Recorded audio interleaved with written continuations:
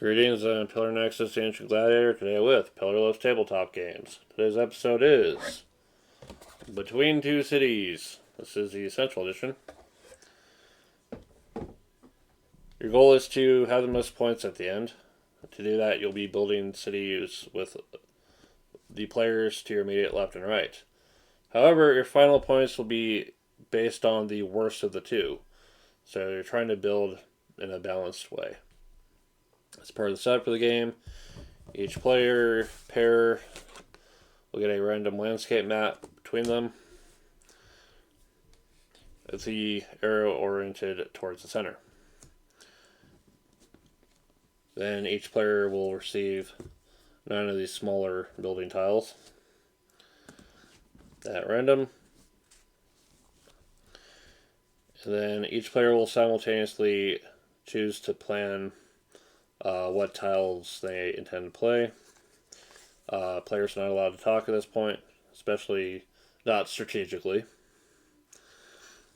They'll take 2 tiles and then put the rest underneath the city token to your left. When everyone's done so, you'll flip up your tiles and then discuss with your players to your left and right about which tiles go in which city. Your first tile has to go on the mat itself.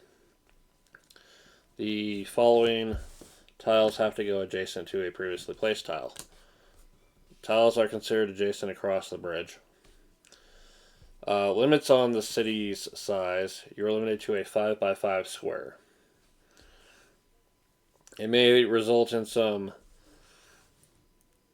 ill-placed buildings, but some things just are kind of hard to help towards the end. So what are the buildings? We have the gray gear, which is the factory. At the end, everyone sees how many factories they have in their city. The city with the most factories, their factories are worth 4 points each. Second most, 3. All others, 2. Ties are friendly. Yeah, reasonably productive city is going to be pretty desirable. Shops, represented by the yellow hexagon. You want to have shops in a row.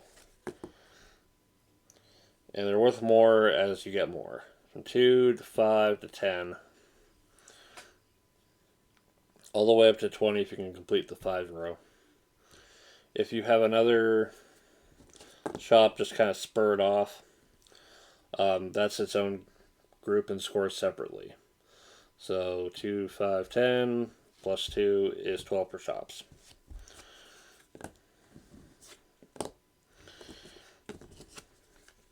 Okay. With the green tree, it's a park. Clusters of parks are worth points up to a certain point, and then it just falls off. So a single park by itself is worth 2. 2 parks together is worth 8. 3 parks together is worth 12. And then it's 1 more point for each park after that in that cluster. You can have another cluster of parks, which is kind of the ideal. 2 clusters of 2 for 16 points. It's pretty good. The red diamond represents a tavern. There are 4 subtypes of taverns: the musical note, the bed, the silverware, and the mug.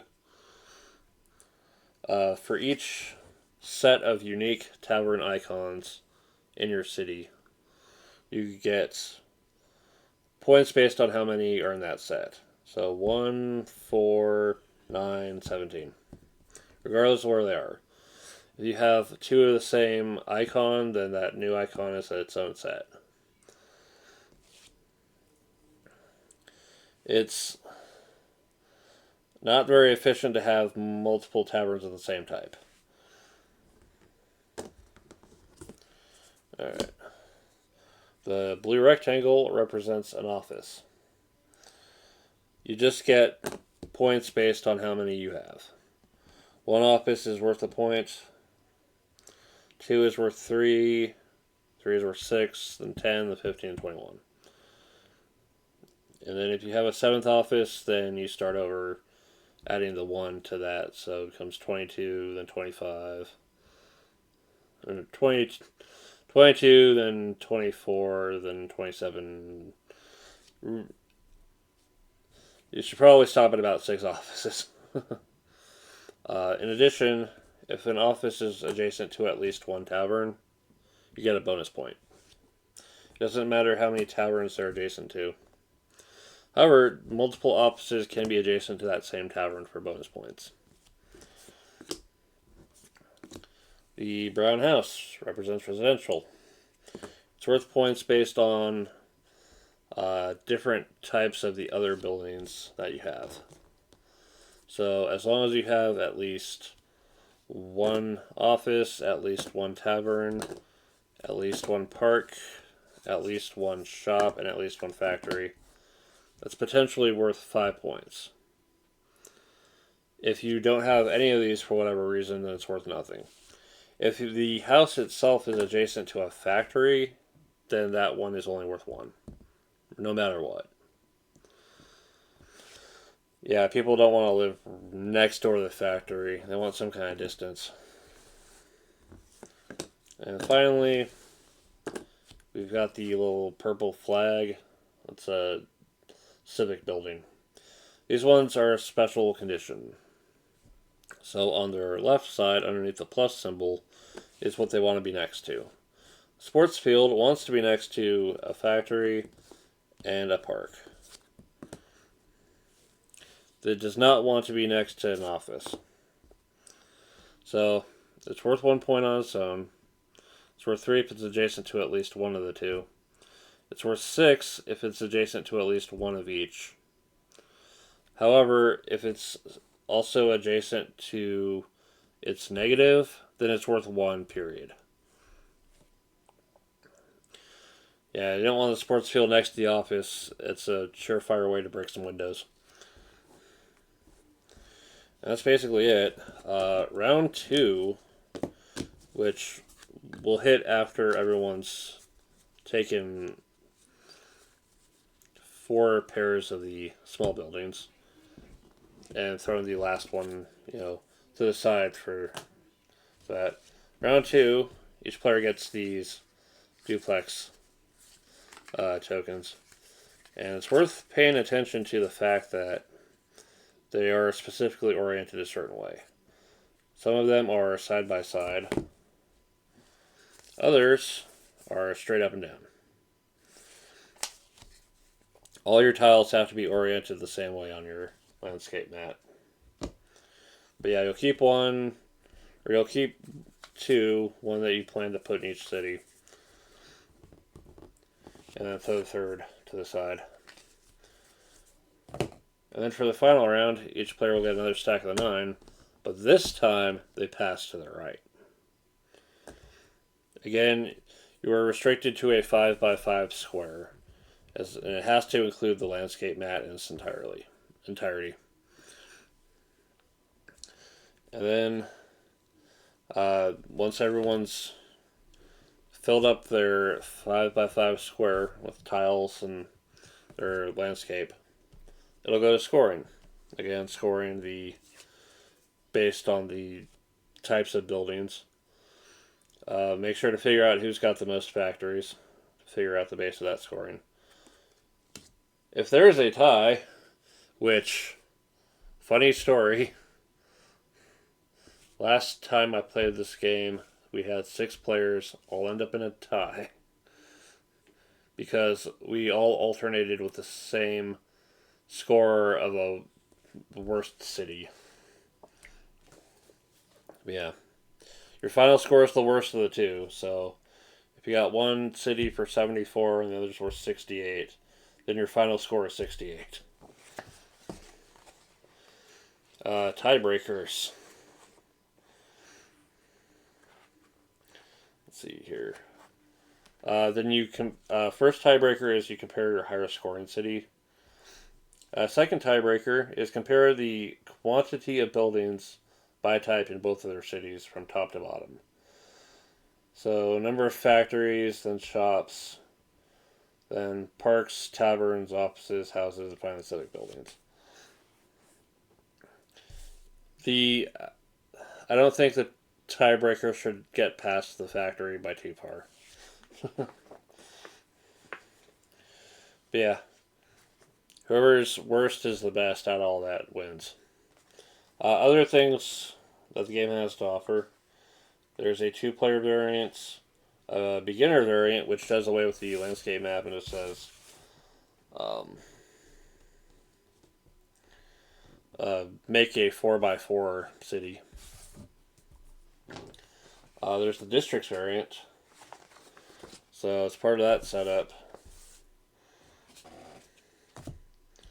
set up these district cards, and now players are trying to build contiguous clusters of pairs of types. So let's see here. So that's hilarious. Factories and houses just going to absolutely suck.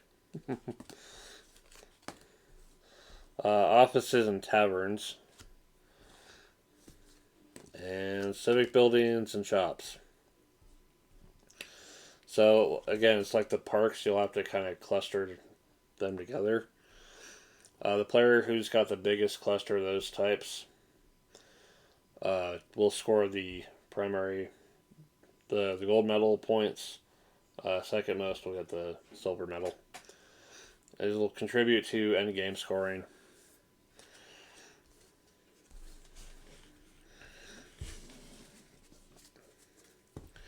And of course, because this is a Stonemaier game, and I swear that I've yet to see a Stonemaier game without it, Automa.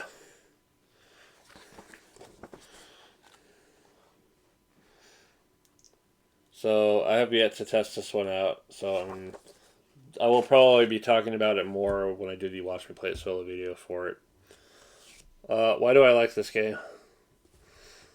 Probably because the whole balance thing. It reminds me a lot of Reiner Knies done quite a bit with that, with between Tigris and Euphrates and Ingenious.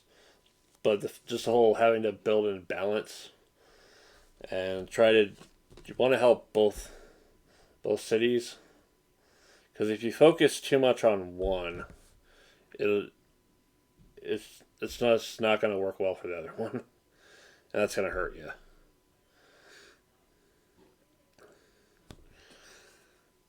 Which of course might also hurt that player there as well, and probably help out this player too much. So let's talk about how I ended up with this game. This was a Board Game League final. I ended up, and it's part of the tie for the best worst score. My first tiebreaker was with a player who had the high point city. I had a high point city with, and then they won the tiebreaker on factories. So they won the final game, which was this. I won the door prize, which is a completely different game. And they offered to swap me the final game with the door prize. But they still took the picture for the final. But yeah, this is definitely a good, fast game for a good number of players. Going up to 7 is always appreciated. There's no text to worry about, just symbols and numbers. The only text that comes up is the names for the civic buildings, and that's like inconsequential. But it is kind of fun. And really it's just a nice little game. Building cities to make people happy. It's just a nice thing. I'm all for it. So yeah. Between Two Cities. If you've never tried it before, try it out. The base game is fairly reasonable price wise. The Essential Edition is not bad either, because that'll include the capitals stuff, which I think is the districts and all that. And yeah, check it out. If you played it, tell me what you think of it. Thank you very much for watching. This has been Pillar Nexus, and I'll see you next time.